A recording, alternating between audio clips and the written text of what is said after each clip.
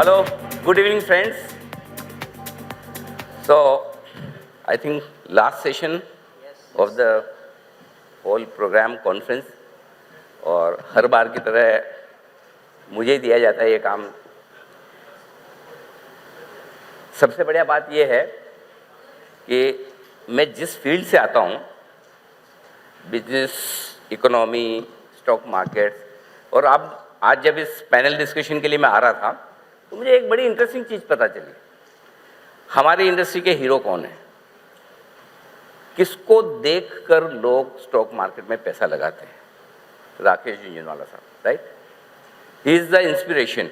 और हर आदमी जो स्टॉक मार्केट में पैसा लगाना चाहता है, उनको लगता है कि मैं भी राकेश झुंझुनवाला बनूंगा। आप सब लोगों से मेरा एक सवाल है, राकेश झुंझुनवाला को राकेश झुंझुनवाला किसने बनाया? Any guesses, any idea, anyone? Titan.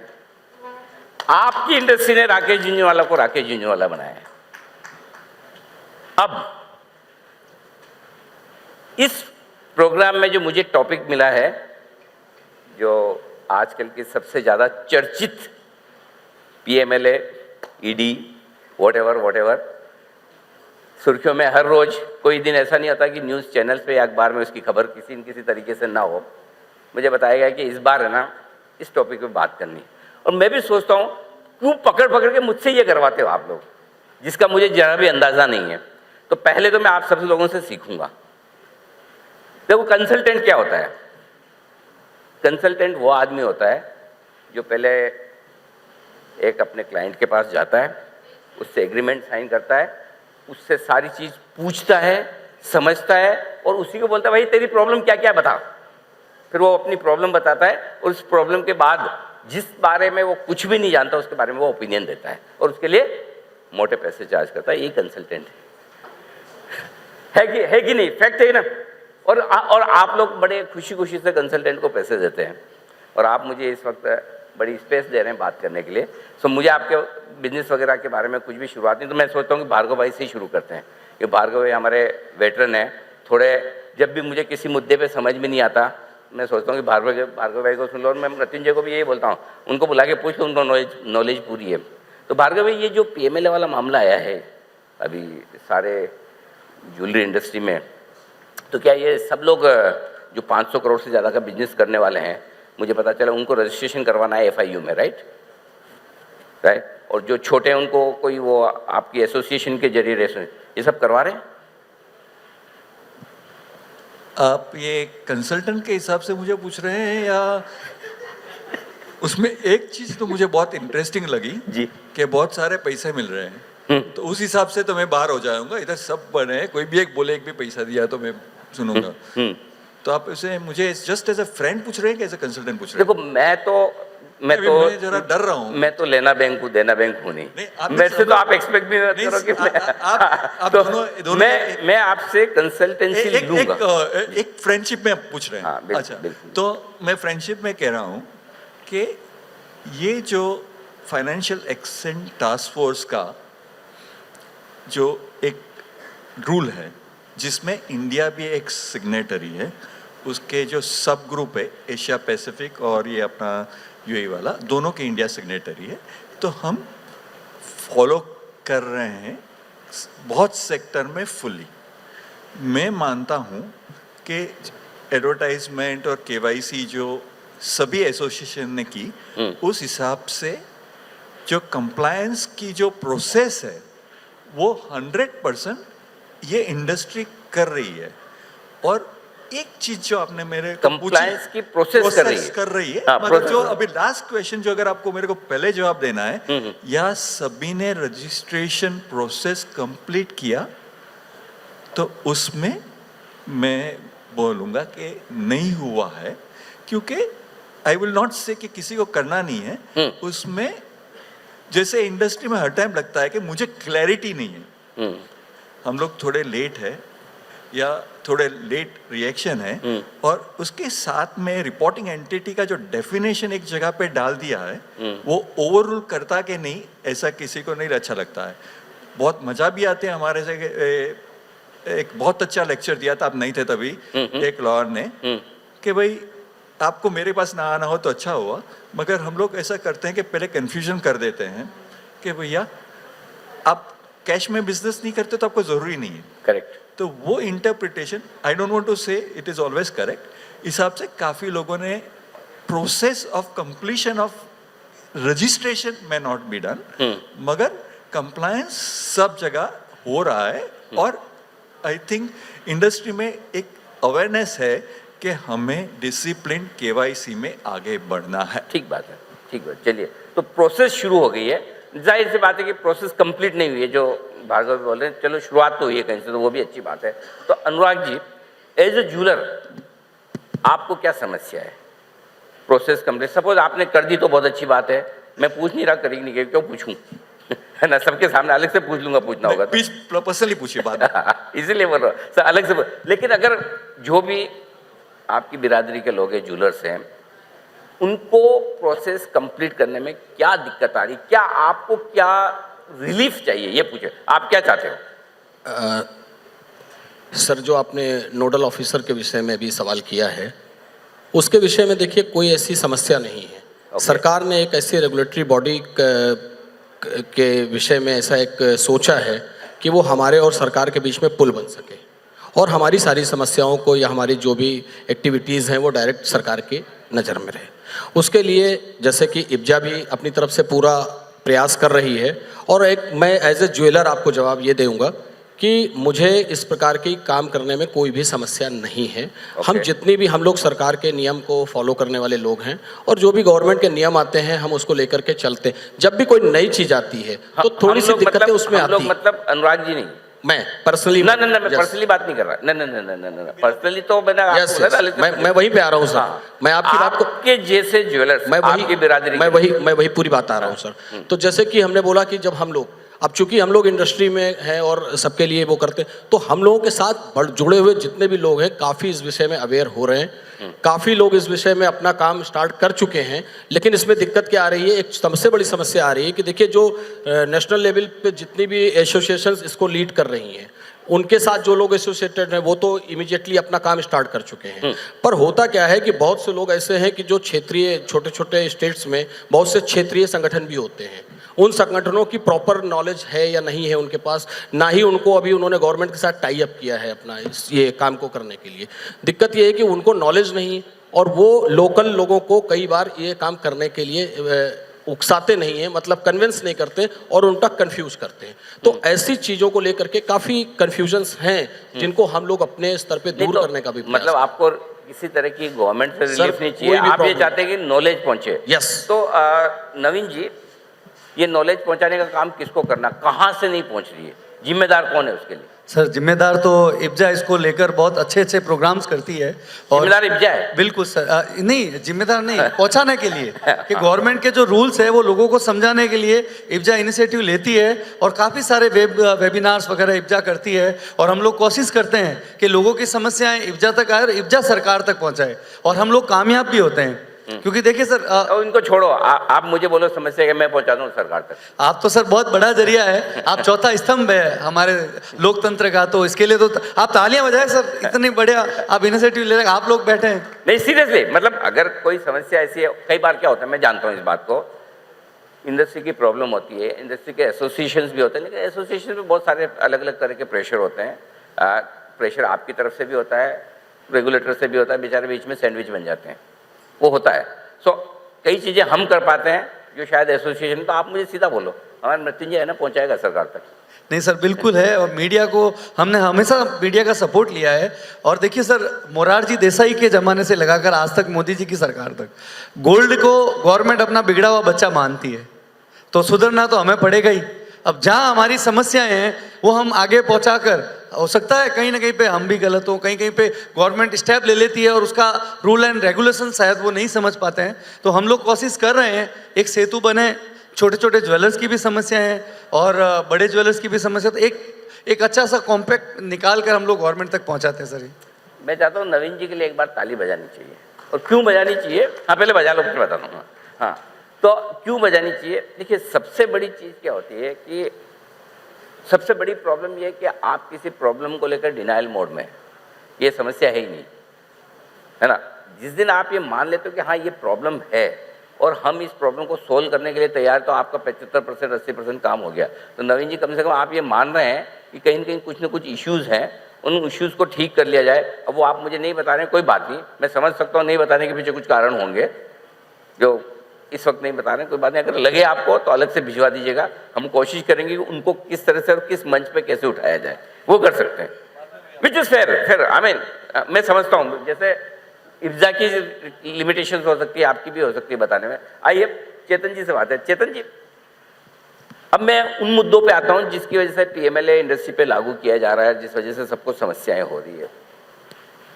एक मुझे पता चला ये एक वो नोडल ऑफिसर बनाया जाता है, राइट? आप हैं नोडल ऑफिसर, मेहता साहब। तो मतलब आपका रोल क्या है सर? एक माइक दीजिए मेहता साहब को जरा, एक बस।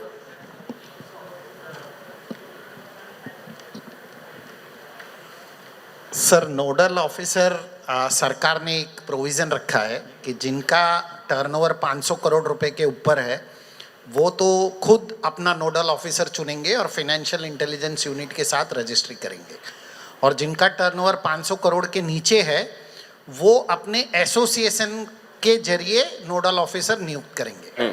तो इब्जा ने मुझे नोडल ऑफिसर बना दिया है, तो हमारे जितने भी मेंबर्स हैं वो टेक्निकली मेरे उनका नोडल ऑफिसर मैं हो गया। ये नोडल ऑफिसर, और जो भी मुझे एक अवेयरनेस प्रोग्राम है वो उन मेंबरों तक पहुंचाने पड़ते हैं, और मेंबर को यदि कोई समस्या है तो वो मुझ तक पहुंचा सकते हैं। तो एक तो काम ये आपका है कि भाई आप जो भी रेगुलेशंस आ रहे हैं, जो चेंजेस हो रहे हैं, वो आप इनको बताओ ताकि वो लागू कर पाए। और दूसरा काम जो आपने नहीं बताया वो मैं आपको बताऊं, वो ये है कि अगर ये जो हमारे मंच पे सारे लोग बैठे, अच्छा एक चीज़ मैं बता दूं, कभी मैं आप सारे लोग बैठे हैं, आप तो मतलब आप अपने में मतलब लीजिएगा पर्सनली, आप सब अच्छा काम कर रहे हैं इसलिए आपको मंच पे बिठाया है, तो पर्सनली नहीं, मैं इंडस्ट्री की बात कर रहा हूँ। तो अगर आपकी इंडस्ट्री में कोई भी आपका क्लाइंट, किसी भी व्यक्ति से आप व्यवहार कर रहे हैं, चाहे कोई आपका को बिजनेसमैन हो, अगर उसके साथ आपको कुछ सस्पिशियस लगे, यार ये आदमी काम बराबर नहीं कर रहा है, यार ये कस्टमर बराबर नहीं है, तो इन लोगों का काम है कि वो आपको आके बताएं, राइट? जी हाँ, बिल्कुल। एक नहीं, आपने बताया नहीं सर, देखो आपने बताया नहीं ये चीज़ मेरे को। हाँ, मतलब अगर ये कोई इनको कोई सस्पिशियस ट्रांजैक्शन मिलता है या ऐसा ट्रांजैक्शन मिलता है जो इनको रिपोर्ट करना चाहिए, जैसे महीने में 10 लाख से ऊपर की ज़्यादा सेल हो, रिपोर्ट करना चाहिए, तो इनको मुझे बताना तो पड़ेगा। आप तो बहुत बिजी रहते होंगे, रोज आपके पास 10, 20, 25, 50 आते होंगे ऐसे केस। कितने आए अब तक? सर, आज तक तो एक भी केस नहीं आया। क्या बात कर रहे हो? बिल्कुल, आज तक किसी ने मुझे एक भी केस नहीं बताया कि ये सस्पिशियस। आप फोन नहीं उठाते हो, ईमेल नहीं खोलते हो, क्या मतलब? या ऑफिस में नहीं मिलते हो? नहीं, उसके कैसे लिए आते हैं मेरे सर, उसके लिए हमने एक सेपरेट ईमेल आईडी भी बनाया है, लेकिन वो ईमेल आईडी में सिर्फ जंक मेल ही आते हैं और कुछ नहीं आता। या तो फिर इसका मतलब ये कि इंडस्ट्री पूरा बराबर ही काम कर रही है, आपको फालतू में अपॉइंट किया हुआ है, सब बराबर है, कहीं कोई गड़बड़ वाला मामला है ही नहीं, जरूरत ही नहीं है, फिर तो हम पीएमएलए पे डिस्कशन ही क्यों कर रहे हैं? या तो फिर सब बराबर है, और अगर बराबर नहीं है तो चेतन जी एक चीज बताओ, अगर कोई मेरे जैसा आदमी आए आपके पास में और कैश में डायमंड लेके चले जाए, ठीक है, आपको सस्पिशियस नहीं होता, मतलब कोई ऐसा डाउट नहीं होता कि आदमी कौन है, क्या है? ऐसा कभी ऐसा उस समय कहीं मेहता साहब की याद नहीं आती? अनिल जी, वाकई मुझे ऐसा लग रहा है कि 10th का एग्ज़ाम पास करने जा रहा हूँ। इतना तो डर मुझे तभी भी नहीं लगा जब आज लग रहा है। हालांकि आपका क्वेश्चन बहुत अच्छा है, लेकिन मेरा ये मानना है कि पहले आपके आंसर में मैं बाद में आऊँगा, पहले इसके विस्तार में थोड़ा जाऊँगा। बहुत सारे कॉम्प्लायंसेस हमारी इंडस्ट्री के लिए है, लेकिन जब हमारी देश की बात आती है और उस गलत गतिविधियों में कहीं ना कहीं चीज़ें आती है, तो हमारा फ़र्ज़ बनता है कि हम कानून के हिसाब से और देश के हित में काम करें। पहली बार तो आपको पता है कि 50,000 के ऊपर या 50,000 के नीचे भी ट्रांजैक्शन हो तो मैं तो मानता हूँ सबको केवाईसी लेना चाहिए। अगर आपका कोई सस्पिशियस कोई भी लगे आपको, आपकी मॉरल रिस्पॉन्सिबिलिटी है कि आप उनको मेल करें, भाई ये सस्पिशियस है, बिकॉज आपको पता नहीं है कि कौन क्या है। लेकिन हाल ही का आज हम जो ज्वेलरी बिजनेस करते हैं, हमें पता जल्दी चल जाता है कि उसके हाव भाव से, रंग से, ढंग से जब हम बात करते हैं, वो उसके क्योंकि हड़बड़ाहट होती है, और हम इतने शार्प बिजनेसमैन हो गए, हम डायमंड वाले गोल्ड वाले भी बहुत शार्प है हमसे आपको ज़्यादा। अंदर घुसते पता चल जाता है कि ये कैश मिलेगा कि चेक में। सर वो तो केवाईसी के हिसाब से जो लेगा वो दे देंगे हम। वो तो इनफेक्ट आपका 2 सिक्योरिटी लाख वाला ही पहचान लेता 2 लाख होगा। के नीचे ले लेंगे, 2 लाख के ऊपर आरटीजीएस करवा देंगे। चेतन भाई, इसमें ये भी पता चलता है कि उधारी लेना है या रोकड़ लेना है।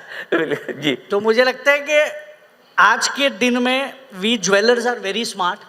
हमें पता होता है कि लगभग मुश्किल भी है, नहीं मैं नहीं मानता हूँ, लेकिन अगर हमें कहीं ना कहीं सस्पिशियस लगे कहीं ना कहीं, तो आगे वो टर्न आउट नहीं हो, हमें वो जानकारी आगे देनी चाहिए, मेरा ये मानना वो है। तो मुझे पता है, देनी चाहिए। ये आती नहीं ना मेहता साहब के सर, ऐसा कैसे हो सकता है कि एक भी ना सर आए, अब ऐसा है ना कि नहीं आती है तो अभी कौन सिर पे इल्जाम ले सर। अगर हम मेल भेज दें, कल ईडी वाले पहुंच जाए आपके इधर, भाई फोटो बता कौन है, इस डर से कोई नहीं दे रहा है कहीं ना कहीं। ईडी वाले तो सस्पिशियस क्यों जाएंगे ना, आपके यहाँ क्यों आएंगे? नहीं अब जैसे जिसपे मैं- डाउट है मेरा वहाँ मेरा ये जाएंगे ना। मानना है हाँ। कि जैसे एक बिजनेसमैन है वो सीधा सीधा चलता है, अगर कोई सस्पिशियस आता है, मैं भेजता हूँ कि भाई ये मुझे सस्पिशियस लग रहा है, तो लोगों को ये डर भी है कि कहीं हमारे ऊपर ये क्वेश्चन आए कि ये कौन था, कितनी बार आया, कैसे आया। तो ये जो बिजनेस डिस्टर्ब नहीं होने का तरीका है, ये मुझे लगता है, क्योंकि मैं जब तक पॉइंट बहुत सही है इंडस्ट्री इनका। में मैं बात कर रहा हूँ सबसे, सबको ईडी, इनकम टैक्स, डीआरआई, ये सब चीजों से थोड़ा कहीं ना कहीं लगता है कि ये हमारी रोज की गतिविधियां और डेली प्रैक्टिस नहीं, से कहीं ना कहीं हमें डर है। लेकिन आजकल आप बात समझिए, जब मैं छोटा था एकदम, और हमारे ज़माने में मतलब जब मैं स्कूल में जाता था, 5th ग्रेड 6th ग्रेड में, अगर किसी का इनकम टैक्स की रेड हो गई तो हमारे वहाँ शहर में माना ये बड़ा आदमी है, इसके यहाँ इनकम टैक्स की रेड है, तो पैसे होंगे तभी तो इनकम टैक्स वाले आए हैं। आजकल जिसके यहाँ ईडी जाता है वो बड़ा आदमी होता है। सही बात। आज ये डेफिनेशन बदल गई। सर वो हाँ, सर, अगर आपके यहाँ ईडी नहीं पहुंचा इसका मतलब यू आर नथिंग। सर 10 दिन मिलता नहीं है सर वो आपसे। अच्छा मेहता साहब, एक प्रॉब्लम जो उन्होंने बोली बहुत जेन्युइन है, ये अभयदान चाहिए कि अगर कंप्लेन करे भी आपको तो कैसे चेतन जी का नाम ना है। ये तो जेन्युइन बात है कि भाई ये वैसे वाला हाल हो गया ना, किसी का एक्सीडेंट हो गया, आप पकड़ के उसको हॉस्पिटल में एडमिट कराओ, पहले जाओ आप पुलिस केस कराओ, तो वो बोले मेरे क्या फर्क पड़ता है, मरना मरने दे। बराबर है चेतन भाई? तो अब इसके लिए इब्जा क्या करिए? और दूसरा क्या होता है कि डिपार्टमेंट दुनिया भर के अपने चौपड़े देखने चालू कर बराबर है। देते हैं। सबसे बड़ी प्रॉब्लम ये है कि अपने प्रीवियस में जाते हैं और अपने चौपड़े खोदने चालू कर तो ये देते तो आपको करवाना है ना कोठारी साहब सरकार से, ये तो इब्जा करवाएगी कि भाई जो आदमी कंप्लेन कर रहा है या तो फिर गुप्त रखा जाए कि चेतन जी ने बोला कि नहीं बोला, खाली ये मेहता साहब को ही पता रहा। इसका सॉल्यूशन क्या है? अगर जो आदमी सिस्टम को साफ करना चाहता है, मदद करना चाहता है, अच्छा करना चाहता है, अगर आप उसी पे सवाल उठाओगे फिर तो ये तो मामला बढ़ेगा ही नहीं, ऐसा कैसा रहेगा? अनिल जी, इसमें एक एडिशन भी था, एक मेंबर ने बहुत अच्छा क्वेश्चन पूछा जब ये पीएमएल का एक्ट चल रहा था, उसके सिक्योरिटी के बारे में। हाल ही का एक आदमी कोई सस्पिशियस लगा और मैंने कंप्लेंट कर दी, ठीक है, और कहीं ना कहीं वो 2-3 जगह जा चुका था और कहीं ना कहीं वो पकड़ा जाता है, तो उसको पता रहता है कि मैं ये 3 दुकान पे गया हूँ, मिला हूँ। खुदा ना खास्ता वो कहीं पीछे से हमारे ऊपर हमला कर दे, हमारे बारे में जानकारी कलेक्ट करे, तो हमारी सिक्योरिटी क्या है? ये भी बहुत बड़ा एक मेंबर का मुद्दा था कि हम कैसे सिक्योर रहे। उसके लिए गवर्नमेंट, उसका एक मेरे पास सॉल्यूशन है। हाँ उसका मेरे पास एक हाँ, सॉल्यूशन। वो एक मेंबर का एक क्वेश्चन था उसके ऊपर कि भाई मैं सेफ गार्ड कर रहा हूँ, लेकिन मैं कैसे सेफ गार्ड हूँ, ये भी इंपॉर्टेंट मुद्दा था उनके लिए। तो उसका सॉल्यूशन सिंपल ये है कि अगर आपको लग रहा है कोई आदमी डाउट करने लायक है, सस्पिशियस है, उसकी एक्टिविटी ठीक नहीं है, तो या तो आप करो मत उसके साथ बिजनेस।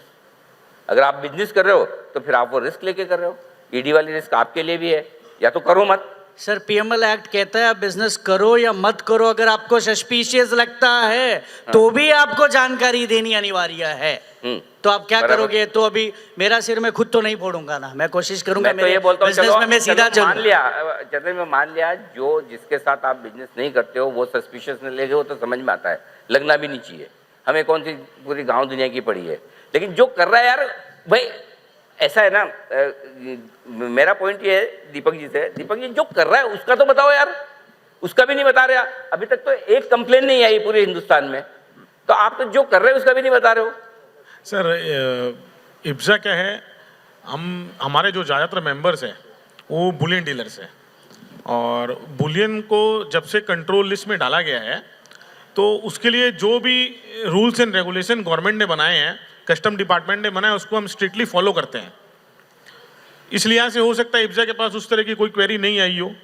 और 2 लाख की जो लिमिट है और 50,000 की जो लिमिट है, इसके अंदर बुलियन, ये बहुत छोटा अमाउंट है बुलियन इंडस्ट्री के लिए। तो हम लोग जो बुलियन इंडस्ट्री है वो मैक्सिमम डील करती है थ्रू आरटीजीएस और थ्रू चेक। कैश ट्रांजैक्शन हमारी बुक्स में, बुलियन डीलर्स की बुक्स में बहुत कम रहते हैं। और ऐसे भी कोई भी कस्टमर्स जो है वो बुलियन डीलर्स के पास नहीं आते हैं। इब्जा के मैक्सिमम मेंबर्स जो है वो बुलियन डीलर है, इसलिए हो सकता है कि इब्जा के पास उस तरह की कोई कंप्लेंट नहीं आई हो। आपका पॉइंट फेयर है कि आपकी ज़्यादा चेक में डीलिंग होती है, आरटीजीएस में होती है, ये भी मान लिया। और एक पॉइंट ये बहुत बढ़िया जो दीपक भाई ने बोला, वो ये पॉइंट नोट करना चाहिए कि एक छोटे ज्वेलर से लेके बुलियन डीलर के लिए और डायमंड एक्सपोर्टर के लिए सेम लिमिट नहीं होनी चाहिए। लिमिट तो अलग होनी चाहिए, क्योंकि आप सबको एक साथ करोगे तो, क्योंकि उनके लिए ये कितना बेच रहे हैं और कितना कमा रहे हैं उसमें बड़ा फर्क है। करेक्ट, मार्जिन आपके बहुत कम होते हैं। लेकिन एक चीज़ मुझे समझाइए दीपक भाई, ये जो 24 कैरेट के नाम पे जो 18 कैरेट आप लोग बेच देते हैं, तो नहीं मैं बता रहा हूँ, जैसा ये 24 कैरेट की है हाँ, चीज, ये 18 कैरेट के नाम, 18 कैरेट 6 कैरेट इधर उधर करके जो बिक जाता है, इसका एडजस्टमेंट कैसे करते हो? ये मतलब कहीं तो स्टॉक मेंटेन तो करना पड़ता होगा ना सर, कैसे मतलब बैलेंस शीट टैली कैसे होती है? मैं सीईओ के नहीं समझ पाया आज तक। सर अभी तक ये ऐसी कोई कंप्लेन कोई कस्टमर्स के पास से आई नहीं है कि किसी ने कस्टमर के 24 पास कैरेट थोड़ी का माल आएगी। 18 कैरेट में बेच दिया कस्टमर को हो। तो पता ही नहीं ना, कस्टमर तो 24 ही समझ रहा है उसको। अच्छा हाँ, उसने तो चेक ही नहीं कराया। अब मैं आपसे अगर लूंगा तो मैं थोड़ी सर, वो check करूंगा। 24 है तब 24 समझ रहा है ना। नहीं, वो तो देखो सबको पता है 24 वाला हो सकता है 18, 9 में ज्यादा बोल रहा हूँ, 20 तो होगा। नहीं सर, उसके है? अब तो हॉलमार्किंग अनिवार्य हो चुका है, एचओडी आ गया है। अब तो सर 1% ज्यादा ही रख रहे हैं हम लोग। ऐसा वैसा है, आपको कितना बिना हॉल मार्किंग वाली ज्वेलरी खरीदनी, मैं अभी खरीद के दिखा सकता हूँ, वो भी कैश में। सर ये लूपहोल आपको बंद करवाना मुझे चाहिए वही सर। समझ में आता, बिना हॉल मार्किंग वाला माल आता कहाँ से, आता तो जाता कहाँ है, तो और अनिल जी, जाता तो उसकी अकाउंटिंग कैसे होती है? इसके ऊपर आपको बहुत मतलब ध्यान देने की जरूरत है। ये लूपहोल अगर है इंडस्ट्री में है ना, तो हाँ, आपको बस। खोज के बंद करवाना चाहिए। बिल्कुल, बस हम हमने मतलब मान लिया इसके लिए- लूप होल है, हम काफी काम कर चुके हैं जी। हमारे नोडल ऑफिसर है जी। आप उनको लिस्ट दे दीजिए, वो report अनिल जी एक एडिशन है इसमें, आपने सही बोला है, लेकिन आज जो अनऑर्गेनाइज से जो ऑर्गेनाइज इंडस्ट्री हुई है उसमें भी कोई बहुत बड़ा जंप हुआ है। कुछ तत्व ऐसे हैं जो कर रहे हैं, बाकी अगर मैं आपको सही Exactly. अंदर की बात बताऊं हाँ, तो problem तो वही है। Majority industry is streamlined, I can tell you today because of hallmark 100%. because of compliances of GST other things our gold in diamond jewelry industry have streamlined. चेतन भाई- there are people in every industry Chetan you भाई, can't मैं वही talk बोल रहा only हूँ, वही about बोल रहा हूँ 100%, क्योंकि इस बार मेरे डिस्कशन का टॉपिक बदला, उससे मुझे समझ में आ गया कि पिछले 3 साल से जिस एक टॉपिक पे मैं लगा हुआ था वो सोल्व हो गया है, वो सब ठीक हो गया। तो वो क्वालिटी वाली वो चीजें, इसमें कोई डाउट नहीं है that industry has improved a lot undoubtedly. मतलब पहले के कंपैरिजन में आज से 10 साल पहले क्या था, आज में बड़ा फर्क है। लेकिन एक चीज जो है विजय जी, जैसा अभी लग भी रहा था कि दीपक जी को नहीं थोड़ा मामला वाकई में मैं 18 कैरेट बोल रहा हूँ, दिल पे लग भी गया। बात तो सही, उनका लगना भी चाहिए, 18 नहीं 20 हो 22 हो जो भी हो। अभी क्या ये अभी रिसेंटली एक केस हुआ जो मैंने कहा आपको ही पूछता हूँ, आप तो सिल्वर का बिजनेस करते हैं। यस, तो क्या हुआ कि ये दिवाली वाली पे है ना, वो गिफ्ट बहुत आते हैं सर आज के, सिल्वर कॉइन देने की बड़ी प्रथा है, कोई या कोई सिल्वर यूटेंसिल देता है। मेरे वाइफ ने मना, बोले यार रखने की जगह नहीं है क्या, और आज मतलब अब वैसा है तो बोले कि एक काम करते हैं उसको यार वो मेल्ट करा दो, बोले कि जो मेल्ट करा दो। तो मैंने अपने कोई दोस्त से मैंने कहा यार ये कॉइन वाइन है, ये थोड़ा रखने का प्रॉब्लम, तो मेल्ट कर दे इसको, जो हो पैसे वैसे दे देना है, जो कुछ और कुछ लेना होगा तो ले लेंगे। तो उसका आया कि मैंने कहा भाई कितना हो, तो बोले 20%। मैंने कहा ठीक है यार 20% इम्प्योरिटी होगी, 80% का बता दे कितना हो। बोले नहीं 80% उसमें मिट्टी है, 20% सिल्वर है। क्या बात कर रहे हो? मतलब मेरी इतनी तो रेपुटेशन और क्रेडिबिलिटी है कि मेरे को 20% प्योर वाले तो दे रहे हैं, ऐसा कैसे सर? तो ये बाकी 80% जाता कहाँ है? अनिल जी ऐसा है कि जो सिल्वर है ना, आज मतलब सिल्वर इंडस्ट्री जो है अब बहुत ज़्यादा सुधर चुकी है पहले से। एक बात तो ये है, एक जमाना था जब चांदी के सिक्के को बोला जाता था क्या ये गिलिट के सिक्के हैं। किसके? गिलिट। अच्छा, गिलिट मतलब क्या? Only polish. ओनली पॉलिश, बराबर। कि चांदी की पॉलिश के सिक्के हैं, चांदी के नहीं रहते थे वो, Correct. मगर वो चांदी के बोले जाते थे। मगर आज क्या हो गया है, आज चांदी में भी हॉलमार्किंग आ गई है। 925 हॉलमार्क हो रहा है, इवन 990 का भी हॉलमार्क हो रहा है। नहीं, ये तो बहुत अच्छी बात है कि और खाली- ये जो है, ये पूरे इंडस्ट्री के अंदर सिल्वर की बहुत बड़ा बदलाव लेके आ रहा है। 925 का सिल्वर का सबसे पहले लाने वाले हम लोग ही हैं, जिन्होंने हम लोगों ने प्रपोजल दिया कि भाई हम सिल्वर जो होनी चाहिए वो एक अपनी रेपुटेशन खोती जा रही है। जैसे कि अभी आपने कहा, आपने खुद कहा कि चांदी जो है वो 20% निकली और 80% क्या निकला, उसमें से लोहा निकला, आयरन निकला, जिंक निकला। तो ये जो चीज़ें हैं वो चीज़ चांदी के अंदर लोगों के अंदर विश्वास को फिर से जगाने के लिए और लोगों के अंदर एक चांदी के अंदर लोगों के प्रति लगाव लाने के लिए आज जो गवर्नमेंट की तरफ से जो हॉलमार्क हुआ है, बल्कि हम तो ये कहेंगे कि जो जैसे कि HOID सिस्टम गोल्ड में आया हुआ है, उसी तरह का HOID सिस्टम सिल्वर में भी आना ही चाहिए और हॉलमार्किंग को मैंडेटरी करना चाहिए। बहुत बढ़िया। एक बात और इसमें दूसरी बात ये कि हम बहुत अच्छा सजेशन। गवर्नमेंट से हमारा ये एक रिक्वेस्ट भी रहेगी कि इसके लिए हमको इंफ्रास्ट्रक्चर चाहिए, हमको हॉलमार्किंग सेंटर्स चाहिए टायर 2 सिटीज में, टायर 3 सिटीज में। आज टायर 1 सिटी आज जैसे बम्बई है, दिल्ली है, आप किसी सिल्वर एसोसिएशन के कोई कमेटी मेंबर, कोई पोस्ट पे तो नहीं हो? नहीं, क्योंकि आप वापस जीत नहीं पाओगे चुनाव में, बता रहा हूँ। क्योंकि आप कह रहे हो कि सिल्वर में भी हॉलमार्क है, वो सारे पीछे सिल्वर वाले बैठे, उनके एकदम मतलब इनकी आपके सवाल का एक छोटा सा ये भी जवाब है कि जो आपका 80% आपने बोला, उसमें एक महत्वपूर्ण बिंदु ये भी है कि जब दिवाली पे गिफ्ट बहुत सी कंपनीज हैं जो हमारे ज्वेलरी सेक्टर से नहीं हैं और इंडिया लेवल पे यहाँ काफ़ी लीडिंग मैन्युफैक्चरर्स भी बैठे हुए हैं, वो मेरी बात का समर्थन करेंगे कि वो लोग क्या करते हैं कि अपने लिए करते हैं कि हमें गिफ्ट देने हैं और पूरे होल इंडस्ट्री को कोई अदर इंडस्ट्री वाला है वो देना चाहता है, आपको, हमको, सबको। तो वो क्या करता है, हमारे मैन्युफैक्चरर्स के पास आता है, उस बोलता है हमारा एक बजट है और हमारे इस बजट के अंदर आप हमारा कॉइन तैयार कर दो और आप इसके अंदर परसेंटेज कम कर देना, लेकिन हमें अपने को ओबलाइज करना है। तो उसके लिए भी कई बार इंडस्ट्री काम करती है, उसकी मजबूरी होती है कि भाई हमारा कस्टमर है, हमें तो उसको बना करके देना है। तो वो हाँ, तो उसके लिए हमारी इंडस्ट्री उसके लिए मगर अनुराग जी मेरा पॉइंट ये, चलो मान लिया आप वो गिफ्ट आर्टिकल तो वो कहते नहीं वो नहीं सर, कई बार वो कॉइन्स भी बनवाते हैं, मेरी बात को समझिए, वो कॉइन्स भी एक्सप्रेसली एक तरफ अपना कंपनी का स्टैंप लगाकर डिफेंड करना चाहूंगा। मैं ये कहूंगा कि अगर आपका बजट कम है और आपको अगर सिल्वर का आइटम लेना है तो आप वही आइटम लीजिए जो 925 हॉलमार्क के आपके बजट में आता हो।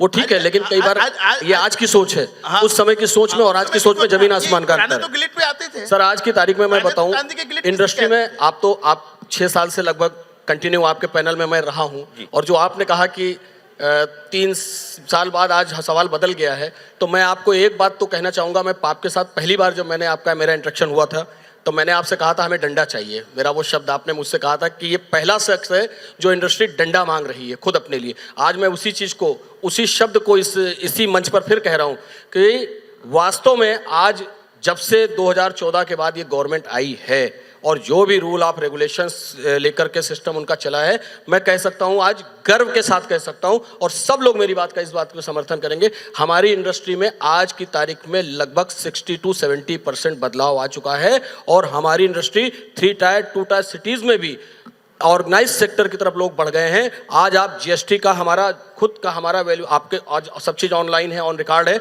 आप उठाकर देखेंगे, बिलिंग प्रोसेस हो, HUID प्रोसेस हो, हर चीज़ में 60 से 70% बदलाव आ चुका है। ये बात एकदम सही कह रहे हैं अनुराग जी, क्योंकि अब जो जैसे सिल्वर इंडस्ट्री भी जो है वो भी जो अनऑर्गेनाइज जो थी, अब वो काफ़ी कुछ ऑर्गेनाइज हो गई है और लोगों के अंदर बदलाव आ रहा है। अब आप देखेंगे तो चांदी के अंदर लोग, अच्छा सबसे बड़ी बात ये है कि जो अल्टीमेट कंज्यूमर है, जो कस्टमर है, उसको भी अब धीरे धीरे ये चीज़ मालूम पड़ने लग गई है कि अगर हमको चांदी का सामान लेना है तो हॉलमार्क किया हुआ ही लेना है। और सर सबसे बड़ी बात आपको बताऊं, आपको जान के बड़ा आश्चर्य होगा, आप भी एक कस्टमर हैं सर। आज की तारीख में मैं बताऊं, ज्वेलर्सों की आपने समस्या पूछी, तो मैं आपको सबसे पहले ज्वेलर्स की एक बड़ी समस्या बताता हूं, जो कि हम लोगों के शहरों में सबसे ज्यादा मेरे पास वो सवाल आते हैं। सर जो कस्टमर आ रहा है आज की तारीख में, वो इतना इंटेलिजेंट हो चुका है आज की तारीख में, वो पहले वाला कस्टमर नहीं है कि आप उसको कुछ भी दे दोगे या वो कुछ भी ले लेगा। आज वो भाव को लेकर सही। कैरेट को लेकर, सिस्टम को लेकर वो खुद इतना अवेयर है कि उसको आप कोई बेवकूफ नहीं बना सकता। वो छोटे छोटे कस्बों में भी अब ये चीज पॉसिबल उसका है। रीजन है सर, Yes, ये sir. बिजनेस देखता है मृत्युंजय का जी show। बिल्कुल देता है सर, और इसमें आप लोगों का बहुत बड़ा योगदान है। मैं मृत्युंजय जी को कल भी थैंक यू बोल चुका हूं, और आपको भी कि आप लोग इतना अवेयर करते हैं। कल मैंने स्पेशली उनको अप्रोच किया इस बात के लिए कि सर आप एक कस्टमर्स पे भी एक ऐसा प्रोग्राम लेकर अनिल जी, अच्छा, मेरी आपसे एक रिक्वेस्ट रहेगी कि देखिए ऐसा है कि हर एक एसोसिएशन इब्जा भी हर एक कोने कोने में जाके 9 to 5 हॉलमार्क को और हर तरह की जितने भी गवर्नमेंट कॉम्प्लेंसेंस हैं सबके बारे में लोगों को जागरूक कर रहा है, मगर साथ में एक एज ए मीडिया आप हैं, मृत्युंजय जी हैं, आप लोग क्या है हर एक घर में घुस गए हुए हैं, हर एक शॉप पे आप लोग हैं, एक कोने कोने जगहों पर आप लोग हैं, तो आपका एक ऐसा एक मिशन होना चाहिए, एक ऐसा आपका एक ऐसा सेशन होना चाहिए जो कि लोगों को टेलीविज़न के थ्रू और मीडिया के थ्रू लोगों को तक पहुँचे कि भाई 9 to 5 का जो भी या HOID है या फिर गवर्नमेंट के जो भी rules and regulations for gold and silver है वो उन तक पहुँचें। क्योंकि एसोसिएशन का क्या करेंगी, एसोसिएशन कहीं पे मीटिंग रखेगी, वो अगर जो लोग आएंगे उन्हीं को मालूम पड़ेगा, ठीक बात है। मगर जो लोग नहीं आएंगे उनके लिए क्या? तो ये आप किसके लिए जाते हैं प्रोग्राम, ज्वेलर्स के लिए या कंज्यूमर्स के लिए? मैं Consumers तो के लिए दोनों होना के लिए जाएगा सर। तो ठीक है, ये दो तो शो दोनों डन है, सर। कोई ज्वेलर्स भी देखेगा, कंज्यूमर भी देखेगा। मेहता साहब आप एक पैनल बना दीजिए, शो करेंगे पक्का, और है टेबल ना? पे करेंगे। तो इससे आप क्या- चाहे तो मृत्युंजय से करवाइए, चाहे तो मुझसे करवा दीजिए, कोई इससे पूरी दिक्कत नहीं। जागरूकता पूरे देश के लिए आएगी sir. You are on the national channel 100% and और इससे जागरूकता पूरे देश के लिए सर, आएगी सर। मैं आपको हाँ। बहुत ईमानदारी से बताना चाहता हूँ, हाँ, जितना प्यार, जितना प्रेम, जितना सम्मान हमें जेम्स एंड ज्वेलरी इंडस्ट्री से हमारे चैनल को, हम सबको मिलता है, बिल्कुल मैं सर। उसका दिल से आभारी हूँ। बिल्कुल। और मैं यही वजह है कि कोठारी साहब का जिस दिन आदेश आता है कि ये डेट है अनिल जी नोट कर लेना, मैं कोई भी प्रोग्राम रहने दो, मेरा प्रोग्राम अगर कोई होगा तो भी वो कैंसिल होता है, मैं इसलिए आता हूँ क्योंकि आप लोग ऑनेस्टली, ये बहुत बड़ी चीज़ है जो मैं आज आपको कह रहा हूँ कि आप लोग व्यवस्थित होना चाहते हैं, अच्छा काम करना चाहते हैं, और उस दिशा में हर साल मैं आता हूँ तो देखता हूँ प्रोग्रेस हो रही है। और इसलिए मैं कहता हूँ नो डाउट जहाँ आपको पहुँचना है, जहाँ हमें पहुँचना है वहाँ भी समय है, लेकिन डायरेक्शन क्लियर है और इंटेंट क्लियर है, और इसलिए मैं आप लोगों को बहुत पसंद करता हूँ, इसलिए मैं आता हूँ। और मुझे भी मज़ा आता है कि मैं आता हूँ तो कुछ 4 चीज़ सीख के जाता हूँ। अनिल जी, हर जगह ऊपर जाने के लिए सीढ़ी बनी रहती है, और सीढ़ी बनने के लिए क्या है, एक पगथिया चढ़ेंगे, दूसरा चढ़ेंगे, तीसरा चढ़ेंगे, तभी ऊपर जाएंगे। एब्सोल्युटली। इसमें मेरा एक एडिशन है अनिल जी। जी कि जैसे इस इंडस्ट्री ने ग्रोथ की है 10 साल में, मैं मानता हूँ इंडिया की ये सबसे फास्टेस्ट ग्रोइंग इंडस्ट्री है, और जिस तरीके से इस इंडस्ट्री ने अडॉप्ट किया है, चाहे वो आप कॉम्प्लायंस ले लो या फिर GST का ले लो, कुछ भी ले लो, मुझे लगता है आज की डेट में जितने हमारे IPO सक्सेस हो रहे हैं, इससे पता चलता है कि इंडस्ट्री के ऊपर बिलीफ सिस्टम ज़्यादा है and we are ready to transform. Chetan भाई थोड़ा सा डिफर करता हूँ, ज़्यादा नहीं, थोड़ा। एक टाइटन है जो सबके लिए आइडियल है, कोई कल्याण ने भी अच्छा काम कर लिया, किसी सैनिकों ने भी कर लिया, लेकिन 10 कंपनियां ज्वेलर्स ऐसी है जिसका नाम निशान भी नहीं है, जिसको इन्वेस्टर्स ने जिसमें पैसा डाल के पैसा तोड़ा ही है। किसने अच्छा किया है वो समझने वाली बात है, और समझ में मैं आपको बता दूं, आपको मैं 6 पॉइंट देता हूं, 6 पॉइंट आप 5 को देता हूं, आप 6 ही लोगों को देता हूं, आपको समझ में आ जाएगा किस कंपनी ने किसने वेल्थ बनाई। एक, जिसने GST के बिलों की हेराफेरी नहीं की, फालतू की इन्वॉइसिंग नहीं की। दूसरा, जो प्रॉपर हॉल मार्किंग वाला बिजनेस कर रहा है, हॉल मार्किंग वाला बना रहा है, हॉल मार्किंग वाला ले रहा है और वही बेच रहा है। तीसरा, जो कैश की डीलिंग नहीं करता, और कैश की डीलिंग करता है तो कानून कायदे के तहत करता है, और इतने अमाउंट से ऊपर का नहीं लेना तो नहीं लेना, आपको खरीदना तो खरीदे, नहीं तो आगे जाइए। चौथा, जो इम्प्योरिटी में डील नहीं करता, अगर वो बेचा है ये 22 है तो 22 है, 18 नहीं है, जितना है आधा 1% चल सकता है, उतना हम एक्सेप्ट करते हैं, लेकिन जितना है उतना ही बोल के बेच रहा है। पांचवा, जिसने न स्मगलिंग का गोल्ड खरीदा है न वो स्मगलिंग का गोल्ड किसी और को बेच रहा है। और छठा और आखिरी, वो लोग हैं जो आपकी इंडस्ट्री वाले, जो जिनमें वो पावर है, वो पत्थर को डायमंड बना देते हैं। कैसे? 100 रुपये का पत्थर 1 करोड़ का डायमंड बन के एक्सपोर्ट हो जाता है।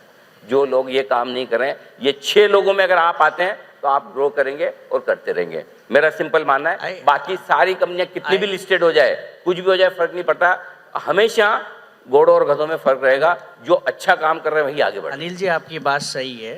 कोई भी लॉन्ग टाइम सस्टेन होने के लिए आपको एथिक्स मेंटेन करना होगा। एब्सोल्यूट। और मैं आपको दूसरे कॉन्टेक्स्ट में ये बात कह रहा था, आज जो आईपीओ आ रहे हैं, मैं आईपीओ की कंपनी की नहीं बात कर रहा हूँ, मैं बात कर रहा हूँ कि इंडस्ट्री कितनी ग्रो हो रही है। और ग्रो जब भी हो सकती है जब वो एथिकली चलता है। वो अगर लॉन्ग टर्म सस्टेन होगा तो आज तनिष्क के जो शेयर है जब चालू हुई और आज तक, वाई टाटा के ऊपर क्यों भरोसा है? Because that is the most ethical company and doesn't work with any unethical things. तो जैसे आपने बोला, ये जो 6 पॉइंट है ये सबके लिए एक उदाहरण है कि अगर आप इसको फॉलो करोगे तो your company also will grow and you also will grow. But I can tell you simple that our gold, gems and jewelry industry is transforming. Very soon we will be the biggest one of the industry in our country. I can promise you that in a well organized way. It may take a time, it might not happen overnight, नहीं होगा, adoption के लिए time लगेगा। जो हिसाब से चेतन भाई gold के दाम बढ़ रहे हैं ना, वैसे भी लोग गोल्ड पहनना, ज्वेलरी पहनना बंद ही करने वाले हैं, अफोर्ड ही नहीं कर पाएंगे। ये वैसे ही हाल है कि आपका आईफोन 1 लाख का मिल रहा है, 1.25 लाख का मिल रहा है, तब तक ठीक है। जिस दिन इसका दाम 5 लाख हो गया, लोग बोलेंगे छोड़ो, ये तो अंदर लॉकर में रखने लायक चीज हो गई है। लेकिन इसमें थोड़ा डिफरेंस है मेरे आपके साथ। गोल्ड कोई भी भाव रहने दो, ये इमोशंस के साथ, हमारे भारत की संस्कृति के साथ कनेक्टेड है। चाहे वो 10 ग्राम की जगह 8 ग्राम लेगा, 6 ग्राम लेगा, लेकिन सोना जरूर खरीदेगा। और सोना एक इमोशन हमारे साथ हमेशा रहेगा। That is a part of our tradition. कभी आप उसको इग्नोर नहीं कर सकते। और कभी भी आपकी इंडस्ट्री को कंज्यूमर की इस कमजोरी का फायदा नहीं उठाना चाहिए। सर सुनिए, अनिल जी सुनिए, पड़ेगा, बिना खरीदे इसका काम नहीं चलेगा। मैंने आपके टीवी पे भी आके कई बार बोला है, आज यहाँ भी बोल देता हूँ, जब तक रहेगी नारी तब तक रहेगी सुनारी। सोना कभी पहनना नारी बंद नहीं कर सकती, क्योंकि अगर वो अपने पति की बात सबसे ज्यादा भरोसा करती है तो वो करती है सोने पे, और सोने को वो छोड़ नहीं सकती है। भले वो 10 ग्राम लेगी, 2 ग्राम लेगी, 5 ग्राम। आपके पैनल के लोग आपसे एग्री नहीं कर रहे, पति से ज्यादा है ज्यादा। तो वो कहीं भी ये तो बिल्कुल नहीं कि नहीं पहनेगी। हाँ ठीक है, हम यूरोप की तरफ बढ़ रहे हैं, एक सिंगल रिंग और एक सिंगल चेन पे हम डिपेंड होने वाले हैं, ये सच्चाई है, लेकिन फिर भी बिकेगा। पर अनुराग जी, उसमें क्या है कि भाई पतिदेव कहीं भी रहे लेकिन सोना उसके पास रहेगा। और जब तक सोना है ना, तब उसका आराम से सोना जिंदा रहेगा। बिल्कुल। भार्गव जी, जो मैंने ये 6 पॉइंट बताए, मुझे ये समझ में आता है मोटा मोटी इंडस्ट्री की ये समस्या है जिसकी वजह से पीएमएलए में आपको दिक्कतें आती है। क्या इनको ठीक करने का कोई सॉल्यूशन आपको दिखता है? के लिए आपने जो कहा था कि हमें सजेशन करिए, और गवर्नमेंट को भी कहना है, वो कहना चाहता हूँ कि जिस तरह से दूसरे कोई सेंटर्स थे जो टोटली कैश थे, जैसे हांगकांग या दुबई, हांगकांग में कितनी टीवी एडवर्टाइजमेंट हुई है कि अगर ज्वेलर आपसे ये डिटेल मांगे तो और पहले मांगना चाहिए उसे आप दे दो। यहाँ कुछ ज्वेलर्स नहीं कर रहे हैं, क्योंकि अगर वो कस्टमर्स को पूछे इतनी डिटेल, वो बोलते क्यों। वो नॉलेज बेस ज्वेलर्स में तो हम लोग पहुंचा सकते हैं थ्रू एसोसिएशन, कस्टमर्स को पहुंचाने के लिए media, government through media has to play a bigger role. तो वो होएगा, और वो प्रेशर जब होएगा कस्टमर के थ्रू, तो इंडस्ट्री क्लियर हो ही जाएगी। B2B में आज कोई भी नहीं है कि जो KYC नहीं करता। चेतन भाई, आप विदाउट KYC B2B एक भी धंधा नहीं करेंगे। आपका भी कोई आदमी B2B में KYC टोटल हो गया है, अपग्रेडेशन करना चाहिए, वो बराबर है। इधर काफ़ी लोग बैठे हैं कि जो कर रहे हैं। हम इंटरनेशनल एजेंसी की बात करें, RJC, जो इंडिया में कंपलसरी नहीं है, उसके हाईएस्ट मेंबर इंडिया से है, हाईएस्ट रेवेन्यू इंडिया से है, यानी we are interested in complying. KYC bank जो GJPC ने की थी, या डायमंड इंडस्ट्री ने की थी, या जेम ज्वेलरी इंडस्ट्री ने की थी, सब लोग की एक बैंक बनाने की ट्राई की थी कि आपको एक जगह पे इजीली मिले। तो B2B हमारा प्रोसेस बहुत अच्छा है। B2C में जहाँ दिक्कत है, जिस हिसाब से कुछ लोग आगे क्लीन नहीं हो रहे, अगर वो कस्टमर से भी प्रेशर आया तो क्लीनलीनेस टोटल हो जाएगी। नहीं, बिल्कुल। और ये आई थिंक हम लोग इसमें अभी काफ़ी लोग ऐसा ही है कि भाई हमको ये ही धंधा करना है। ये पुराने जनरेशन वाले एक बार छोड़ दो, बिकॉज 92 में हम लीगल हुए हैं, उसके पहले तो it was not possible to be legal in this industry because वो below the line था. Correct. It was illegal to hold primary gold. तो हम बात नहीं करना चाहते गोल्ड कंट्रोल एक्ट के पहले की, मगर 92 से आज तक का अगर आप प्रोग्रेस देखेंगे तो ऑन द क्लीन साइड वो बहुत बड़ी चीज है. नहीं मैं समझ 100% वो हो जाएगा. थोड़ा एजुकेशन टू कस्टमर बढ़ेगा, वो थोड़े स्ट्रिक्ट होंगे तो जो 5% जो कस्टमर के एजुकेशन का जहाँ तक सवाल मैं ऑलरेडी बोल चुका हूँ. अगर आपको कस्टमर एजुकेशन से रिलेटेड कि आपको क्यों प्रॉपर तरीके से गोल्ड ज्वेलरी खरीदनी चाहिए, डायमंड ज्वेलरी खरीदनी चाहिए, सिल्वर खरीदना चाहिए, उसके लिए हम तैयार हैं. हमारी तरफ से जो आपको चाहिए हम शो बना के चला रहे हैं. सर इनकी बात को आगे बढ़ाते हुए मैं एक चीज कहूंगा, जितना कस्टमर एजुकेट होगा ज्वेलरी इंडस्ट्री को एक चीज लेकर बताओ, उतना व्यापार अच्छा हो जाएगा. लेकिन ज्वेलर तो एजुकेट है ना सर ज्वेलर मतलब क्या क्या ईडी आ जाएगा तो क्या कर लेगा? थोड़ी बहुत ईडी आ भी गया आपके घर में तो क्या कर लेगा? नहीं थोड़े बहुत पैसे वैसे फाइन सर कस्टमर जो है ना, मैं ये कहना चाहता हूँ कि ग्राहक भी आकर, ग्राहक जब तक ये कहना शुरू कर देगा नहीं हमें तो पक्के बिल से लेना है, हाँ. ग्राहक यही चाहता है कैसे ही करके हमको ये केवाईसी के दौर से गुजरना ही नहीं पड़े. ये काम सरकार और मीडिया जैसे बहुत अच्छी बात इन्होंने कही, मतलब आप इसको आगे आपको कोई नहीं, कस्टमर आके सुधारे. हम कस्टमर्स को समझाते हैं सर कि आप ये लीजिए, आपके फायदे में है ये. I think Mrityunjay ji, I think ये हमारी मॉरल ड्यूटी है रिटेलर्स की, विदाउट केवाईसी माल नहीं बेचे. It is very clear. अगर आपका एथिक्स स्ट्रेट है तो you no need to get afraid of ED, tax, any taxation of the country. हम सबको एकजुट होके ये निर्णय लेना है. ये केवाईसी नॉर्म्स में अगर बिजनेस होता है, हाँ हाल ही का इसमें प्रैक्टिकल डिफिकल्टीज है, जैसे आपको पता है कि कोई ला रहा है, लालच में इंसान करता है.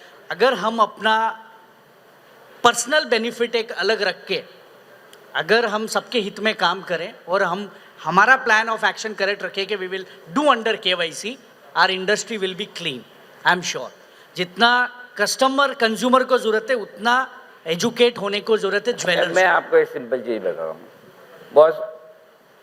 स्टॉक मार्केट में आज अगर आपको 100 रुपये के भी शेयर खरीदने हैं तो आपको अकाउंट खुलवाना पड़ेगा, पैन कार्ड, आधार कार्ड, केवाईसी, उसके बगैर आप 100 रुपये के भी शेयर नहीं खरीद सकते. और आपके यहाँ करोड़ों की ज्वेलरी खरीदनी है तो बिना किसी चीज़ के आप आराम से खरीद कर. सो दो चीज़ें हैं इसमें. एक और जहाँ कस्टमर को आपको एजुकेट करना है, दूसरी ओर कहीं न कहीं आपके इंडस्ट्री में आपको ये करना पड़ेगा कि फॉर एग्जांपल दीपक भाई बुलियन करते हैं, जो कैश में मांगेंगे मैं उसको दूंगा ही नहीं. करेक्ट. ज़्यादा से ज़्यादा क्या होगा, एक बार कस्टमर चलेगा, आपसे चलेगा, इनके पास, ठीक है, कोई लास्ट माइल पे कर लेगा, आपको पता है, लेकिन वहाँ आपको कहीं न कहीं एक स्टैंड लेके वो करना पड़ेगा, उसके बगैर होगा नहीं. क्योंकि देखिए ये कोई इनकम टैक्स वाला मैटर नहीं है कि जहाँ पे आपको चलो ठीक है कर दिया, फाइनेंशियल फाइन लग गया, पेनल्टी लग गई, इंटरेस्ट लग गया, ये हो गया, इतना टैक्स की लाइबिलिटी आ गई. यहाँ सीधा अंदर जेल जाना पड़ता है. जो आपकी रिस्क है वो बहुत ज़्यादा है. रिस्क किस हिसाब से ज़्यादा है?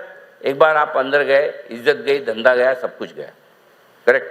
तो जो लोग आपको पूरे शहर में सेठ बोलते हैं, आपको साहूकार समझते हैं, वो चीज़ें अगर आप अपने साथ वाले और जो लोग आपके साथ में कर रहे हैं, जब तक आप उनको बॉयकॉट करना शुरू नहीं करोगे, मुझे लगता है कि बड़ा मुश्किल काम है. सर बिल्कुल ये पर्सनल जिम्मेदारी सबको लेनी पड़ेगी. जितने भी बुलियन डीलर है या जो भी ज्वेलर है, उन लोगों को एक बार ये पर्सनल लॉस हो सकता है, एक क्वार्टर के लिए बियर करना पड़े कि उनके धंधे पे इफेक्ट पड़े. लेकिन अगर आप अपने एथिक्स पे स्ट्रांग रहते हैं तो after a period of time आपका बिजनेस आपके पास रिटर्न आता है. आपके पास इथिकल कस्टमर ही आते हैं अगर आप इथिकल बिजनेस करते हैं. तो एक फिल्टर अपने आप लग जाता है. अगर आप सही काम करते हैं तो आपके पास सही कस्टमर, सही लोग ही आएंगे, सही बात, सही सप्लायर ही आएंगे. अब जिसको कैश में खरीदना वो जाएगा ही नहीं ना टाइटन में, वो आएगा ही नहीं हमारे पास, उसको पता या नहीं होता. और जिसको अच्छे से खरीदना है. सर हमने उत्तर प्रदेश में एक मुहिम शुरू की थी, आओ ब्रांड बने ज्वेलर्स, आओ ब्रांड बने. उत्तर खास तौर से पूरे नॉर्थ के ज्वेलर्स के लिए. और आपको बताऊं कि वो स्कीम में हमने कम से कम वहाँ के 200 से 250 ज्वेलर्स के ऊपर ये एक्सपेरिमेंट किया.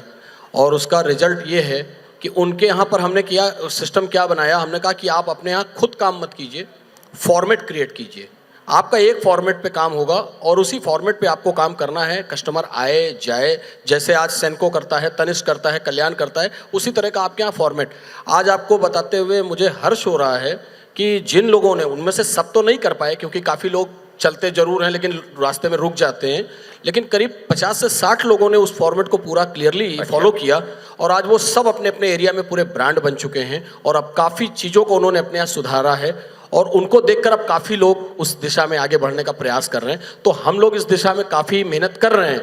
आज 6 साल से, जब से मैंने आपसे बोला तब से हम लोग भी काफ़ी प्रयास कर रहे हैं कि लोगों को डे बाय डे हम अपनी तरफ का, क्योंकि हमें भी इसका लॉस हो रहा है, हमारी इंडस्ट्री को भी लॉस हो रहा है। जो कस्टमर कल हमारा था आज वो इसी चक्कर में कहीं ना कहीं बड़े कॉर्पोरेट्स की तरफ कन्वर्ट हो रहा है, जो हमारा भी बहुत बड़ा लॉस है। तो इसको कहीं ना कहीं एज ए इंडस्ट्री लीडर हम लोग ये समझते हैं कि कहीं ये हमारी एथिक्स भी, हमारी जिम्मेदारी भी है और हम लोग उसको निभाने का पूरा प्रयास कर रहे हैं। लेकिन अब किसी भी समय में, किसी भी बदलाव में थोड़ा समय ना, तो वो तो लगता है। बस वो समझता हूँ मैं। जी विजय जी। जैसे कि आपने कहा कि जो 6 पॉइंट हैं और जिसको कि लोगों को फॉलो करना चाहिए, अगर आप देखेंगे तो हमारे जो बड़े लोग हैं जिन्होंने कि बिजनेस डेवलप किया और आज जनरेशन टू जनरेशन चल रहा है बिजनेस, तो उनके बिजनेस करने का तरीका ही रहता था principle, that is called principle of business. अगर आप प्रिंसिपल पकड़ के चलते हैं तो आपका, भले ही आप थोड़ी देर से आगे बढ़ेंगे मगर आप ऊपर ऊंचाइयों को पहुंचेंगे। और इसीलिए आज कितनी ऐसी पीढ़ियां हैं जो कि आज 50 साल 100 साल से चली आ रही हैं, और क्योंकि उन्होंने प्रिंसिपल को पकड़ा। अगर उन्होंने गलत काम किया होता, गलत चीज़ किया होता, तो बोलते हैं गलत कभी भी किसी का सगा नहीं होता है। सर मैं खुद 7वीं पीढ़ी है मेरी नॉलेज में, जो मैं इस ट्रेड में हूँ, इसी business- मेरी 7वीं पीढ़ी है। ये इसलिए है क्योंकि उन्होंने वो 6 पॉइंट जो आपने कहा उसको उन्होंने उस प्रिंसिपल को उन्होंने पहले से ही लागू करके अपने यहाँ सीखा और अपने बच्चों को भी सिखाया। आई एम श्योर, मतलब बहुत सारे लोग बहुत अच्छा काम कर रहे हैं। माफ कीजिए। ये क्या होता है कि जैसा आप बोल रहे थे, कुछ लोग कर रहे थे, चेतन भाई, कुछ लोग नहीं, वो कहते हैं कि एक मछली तालाब गंदा कर देती। अगर कुछ लोग हैं तो कुछ तो बहुत ज़्यादा है। सो आई थिंक वो ठीक करने की ज़रूरत है कि जहाँ पे आपको लगे कि आपकी इंडस्ट्री के लोग आपका नाम खराब कर रहे हैं। ये फीलिंग जब तक आपके सबके बीच में नहीं आएगी तब तक मुश्किल है। मैं उम्मीद करता हूँ कि अगले साल के लिए नया टॉपिक मिले, इसी पे न करना पड़े। बट लेकिन लग रहा है जिस हिसाब से सुर्खियों में है, लगता है 1-2 साल तो चलेगा ये टॉपिक अभी। सर आपको एक और इंटरेस्टिंग बात बताऊं, बीच में काफ़ी लोगों हमारी इंडस्ट्री में क्या हुआ था, लोग अपने बच्चों को इस फील्ड में लाने में डरने लगे थे कि अभी आगे चल के हमारे बच्चे किसी और ट्रेड में चले जाएं। लेकिन आपको जान के सुखद आश्चर्य होगा कि इस लास्ट 2 साल में, आफ्टर कोरोना के बाद की बात कर रहा हूँ, मेरी इंडस्ट्री में, मेरी नॉलेज में, मेरे जितने भी मित्र हैं या हमारी इंडस्ट्री के जितने भी मैंने देखा लगभग उसमें से 80 से 90% लोगों ने अपने बच्चों को वापस इस बिजनेस में इन्वॉल्व किया है, जो हमारी इंडस्ट्री के लिए एक बहुत ही अच्छा। और वो बच्चे जो आज के हैं, वो आज के युग के बच्चे हैं, वो पढ़ लिख कर और आज की तारीख, मेरा बेटा खुद, मैंने वो आज की तारीख में तेजी बहुत है ना, क्या करें, बिजनेस बहुत है, तेजी बहुत है। इंडिया में कंजम्पशन जबरदस्त है, इकोनॉमी ग्रो कर रही है। बोले कहाँ जाके तू नौकरी करेगा, कुछ और करेगा, यही कर, इसके लिए इतना पैसा। वो इसलिए नहीं आया कि ईडी वीडी का डर नहीं है या और कोई नहीं है, उसको सर कोई डर इसलिए आया कि यहाँ पैसा बहुत बन रहा है आजकल। अनुराग जी इसलिए आए हैं। अगर वो आज आपके बिजनेस से ज्यादा कहीं और बनाने लगेगा तो वहाँ भाग जाएगा, ये मत बताओ मुझे जी। यहाँ पर इसीलिए आज इब्जा इसमें लगी हुई है कि कोठारी जी और मेहता जी कि ना इब्जा का एक यूथ विंग बने, और यूथ विंग ऐसा यूथ विंग जो कि जो नई जनरेशन है उसको एक प्रमोट मिले और उनको एक नॉलेज मिले। Yes, nice.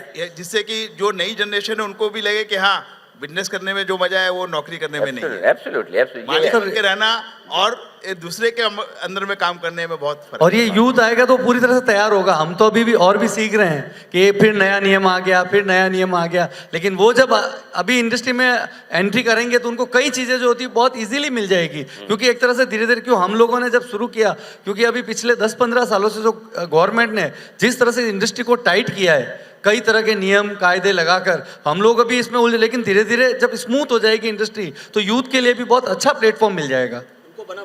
उनको एक बना बनाया प्लेटफॉर्म मिल बहुत फर्क पड़ेगा यूथ विंग का। आप समझ रहे हैं कि ये इस जनरेशन को नहीं, उसके आगे की जनरेशन को यूथ विंग तो अभी सीखेगा, जब वो सीखेगा तो आगे अपने बच्चों को सिखाएगा ना। मैं एक यस, तो it will go for the 50 years। मैं एक Not for today। एक चीज आप लोगों को भी, और चाहे जेम्स ज्वेलरी इंडस्ट्री ना हो, कोई भी इंडस्ट्री हो, उसको मैं एक बहुत सीरियसली एक बहुत इंटरेस्टिंग और इम्पोर्टेंट बात कहना चाहता हूँ। आप जितना अपने बिजनेसेस को कॉर्पोरेटाइज करेंगे उतना आपके लिए फ़ायदा है। कॉर्पोरेट कल्चर में लाइए, क्यों लाइए मैं बताता हूँ। नॉट दैट कि कॉर्पोरेट कल्चर में मतलब कि आप, इसका मतलब आप सूट बूट पहन के बैठे हैं, ये बैठे हैं, वो मतलब आपकी कॉस्ट अचानक से 5 टाइम हो जाए, 10 टाइम हो जाए बिजनेस करने की अनाप शनाप खर्चे, नॉट दैट। क्या होता है, आज हिंदुस्तान में कई सारे बिजनेसेस हैं, इंक्लूडिंग जेम्स ज्वेलरी वाले, जो फैमिली रन बिजनेस है। आज आपके 2 भाइयों के बीच में बड़ा प्रेम है, चल रहा है। नेक्स्ट जनरेशन भी, जैसे जैसे आपकी जनरेशन बढ़ती, लोग बढ़ते हैं, फिर इवेंचुअली ये होता है कि आपको फैमिली पार्टीशन करने होते हैं। और सबसे ज़्यादा अगर बिजनेसेस कहीं खराब हुए हिंदुस्तान में आज़ादी के बाद, तो वो फैमिली पार्टीशन में हुए, झगड़े करके हुए। फर्ज करें कोई एक बहुत बढ़िया कंपनी है जिसको आप सब लोग जानते हैं, Parle, one of the best brands, Parle G, Bisleri. अगर उनकी फैमिली के 2 बच्चे पिताजी का बिजनेस ना करना चाहें, करेक्ट, या तो दोनों ना करना चाहें, तब तो चलो कोई बात नहीं, सब बेच दो, खत्म। 2 में से एक ना करना चाहे तो क्या करेंगे? अब उसका हिस्सा आप उसको कैसे दोगे? या तो एक ब्रांड अलग करो, बिस्लरी इधर आधी तेरी, इधर आधी तेरी, पार्ले जी। अब जिसको नहीं चलानी वो बेचेगा होने पौने दाम में, नहीं तो जो भी होगा। सपोज यही कंपनी आपकी कॉर्पोरेट स्ट्रक्चर में आके लिस्ट हो जाए, तरीके से करे, फिर क्या होगा? फिर 2 पार्टनर ऐसे हैं जिसमें से दोनों के पास एक पर्टिकुलर स्टेक है। आपकी इच्छा हुई, साथ में काम किया, इच्छा नहीं हुई तो अलग हो गए। कैसे? उसके बावजूद ना आपका बिजनेस खराब होता है, ना आपकी कंपनी बंद होती है, उल्टा ग्रो करती है। और एग्जांपल दे देता हूं आपको, इंडिगो, इंटर ग्लोब एविएशन, दोनों प्रोमोटर कुत्ते की तरह लड़े, भाटिया और गंगवाल, और आज कंपनी का स्टॉक लाइफ टाइम हाई पर है। क्यों? कि अगर दोनों को नहीं मिल रहा तो क्या होता है, एयर डेक्कन बन जाती है, लड़ लड़ा के नीचे खड़ी कर दो भाई, बंद हो गई। लेकिन उन्होंने कॉर्पोरेट स्ट्रक्चर में थे, अगर एक पार्टनर को नहीं रहना है, अपनी मार्केट में स्टेक जिसको बेचना है बेच दे, खत्म। सो आपके आगे आने वाले फ्यूचर में अगर आपको सक्सेसफुल फैमिली प्लानिंग करनी है, सक्सेशन प्लानिंग करनी है फैमिली की, तो ये सबसे बेस्ट तरीका है कि आप उस कॉर्पोरेट कल्चर में आइए। जितना कॉर्पोरेट कल्चर में आएंगे, लोगों को लगता ही है कि भाई कॉर्पोरेट कल्चर में आने में बहुत कंप्लायंस बढ़ जाती है, हम रडार पे आ जाते हैं, हर 3 महीने में अनिल जी बुलाएंगे, इंटरव्यू करेंगे, पूछेंगे क्या किया, जवाब देना पड़ता है। लेकिन आपकी लाइफ में डिसिप्लिन आता है, आपकी लाइफ में ग्रोथ आती है, आपका विजन बनता है, आपका एम्बिशन बनता है। और मैं आपको एक और बात बताऊं, हम लोग बहुत इक्विटी लोगों को सजेस्ट करते हैं कि इक्विटी खरीदिए, इक्विटी खरीदिए। आपकी इंडस्ट्री क्या कर रही है वो आपको भी नहीं पता। मैं आपको एक छोटा सा एग्जांपल और देता हूं, 2 मिनट लूंगा। 1979 गोल्ड का दाम होता था 937 रुपये प्रति 10 ग्राम, और 1979 में सेंसेक्स था 100, क्योंकि 1979 से सेंसेक्स शुरू हुआ, करेक्ट। खत्म करते हैं, हाँ बिल्कुल, हाँ कोई तो 1979 में सेंसेक्स 100, गोल्ड 19 था। आज सेंसेक्स 72,000 है। कितना हुआ है? सिर्फ 720 गुना, 725 टाइम्स। गोल्ड आपका हुआ है 67 टाइम, 66-67 जो भी है, 67,000। ये अभी मैंने पिछले हफ्ते हम वेल्थ क्रिएशन वीक मना रहे थे, तो मैंने एक सोना या सेंसेक्स, एक हमने ये रिसर्च रखी। तो इस रिसर्च में बहुत क्लियरली आया कि 45 साल में गोल्ड ने 67 टाइम रिटर्न दिया है, और इक्विटी ने, अगर आप खाली सेंसेक्स में पैसा लगाते थे, वो भी डिविडेंड छोड़ दिए, तब भी आपका 725 टाइम रिटर्न दिया। तो आप सोचेंगे अनिल जी तो आके मेरी अपनी मार्केटिंग करके इक्विटी मार्केट की। अब आपको दूसरा फिगर बताता हूँ जिससे आप खुश होंगे। 2004 से 2024, 20 साल, पिछले 20 साल में गोल्ड ने दिया है 11 गुना रिटर्न, 11 टाइम्स, और सेंसेक्स ने भी 11 गुना ही दिया है। इसका मतलब क्या है? इसका मतलब ये कि जब तक अगर हाई इन्फ्लेशन का दौर है और अगर गोल्ड इन्फ्लेशन से ज़्यादा रिटर्न देता रहेगा, तो ये गोल्ड कभी खत्म होने वाला नहीं है एसेट क्लास के तौर पर। लोग इक्विटी की तरह ही उसको भी पसंद करेंगे। ये 20 साल के नंबर है, 45 साल और 20 साल की तस्वीर बहुत अलग है। इसका मतलब ये कि आपकी इंडस्ट्री का फ्यूचर बहुत ब्राइट है। कुछ लोग जो आपकी इंडस्ट्री में गलत हैं, हर इंडस्ट्री में, हमारे यहाँ भी हैं, सबके यहाँ हैं, कोई डाउट नहीं है इसमें, लेकिन हमें ही उनको पकड़ के बाहर निकाल के फेंकना है, बस। It is as simple. Sir एक सवाल पूछूं? जी। 79 के सेंसेक्स की लिस्ट में जो कंपनीज थे, उसमें से कितनी अभी बची है? बहुत बढ़िया सवाल है भार्गव भाई, आपसे इतने इंटेलिजेंट सवाल की मैं हमेशा उम्मीद कर सकता हूँ। सेंसेक्स की एक बड़ी खासियत है, सेंसेक्स की ये खासियत है कि जो कंपनियां अच्छी होती है वो सेंसेक्स में टाइम टाइम से आती रहती है, और जो खराब होती है अपने आप निकलती रहती है। हर 6 महीने में सेंसेक्स की रीबैलेंसिंग होती है। आज की तारीख में 1979 में जितनी कंपनियां थी उसमें से 6 कंपनियां सेंसेक्स में 24 बदल चुकी है। उसके बावजूद 100 का सेंसेक्स 72,000 है। I hope you are satisfied. I am satisfied, पर मैं क्या कह रहा हूँ, मैं यही बता रहा हूँ, कंपेरेबल। मैं इसीलिए बोल रहा हूँ, आप किसी पर भरोसा मत कीजिए, किसी अनिल सिंघवी पर भरोसा मत कीजिए, किसी फंड मैनेजर पर भरोसा मत कीजिए, किसी कंपनी पे भरोसा मत कीजिए। इंडेक्स पे तो करेंगे। न इंडेक्स कभी मरा है, न बंद हुआ है, न खत्म हुआ है, न जीरो हुआ है। स्टॉक कंपनी डिलिस्ट हो सकती है, खत्म हो सकती है, इंडेक्स नहीं, न सेंसेक्स न निफ्टी। तो मैं आपको बोलता हूँ, आपको कुछ पसंद नहीं आया, किसी पे भरोसा ना हो, कम से कम आपके लिए ये तो है ना, आप इंडेक्स में डालिए ना। हर 6 महीने में इंडेक्स की रीबैलेंसिंग होती है, ऑटोमेटिक सिस्टम। लोग सोचते हैं कि ये मेरी पैसिव इन्वेस्टिंग है, मैं इंडेक्स में पैसा लगा रहा हूँ, मैं लगा के छोड़ दिया, मेरे को कुछ कर। Index is one of the most active investing into quality stocks. This is the answer. Thank you so much, बहुत बहुत धन्यवाद आप सब लोगों का ध्यान से सुनने के लिए। थैंक यू, और आप सबका भी बहुत बहुत धन्यवाद।